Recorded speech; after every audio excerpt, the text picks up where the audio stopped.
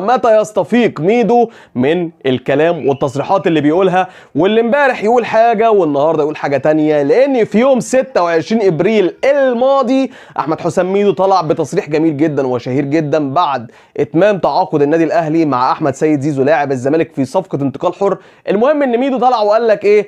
قال لك ان في عدد كبير من لاعبي النادي الاهلي جلسوا معايا وحياة ولادي جلسوا معايا وعايزين ينتقلوا لنادي الزمالك من النادي الاهلي، لكن سياستنا في نادي الزمالك ليس اضعاف المنافسين ولا اننا نضعف المنافسه ولا اننا ناخد لاعبين من النادي الاهلي، ولكن احمد حسام ميدو يعود من جديد بتاريخ النهارده 22 مايو ويطلع تصريح جميل جدا جدا جدا ويقول لك ان من طبيعه الحال في كره القدم ان من حق اي نادي موجود داخل منظومه كره القدم ان هو يسعى لاضعاف المنافسين ويسعى للتعاقد مع نجوم الفرق الاخرى اما لتقويه فرقته او لاضعاف المنافس المباشر ليه.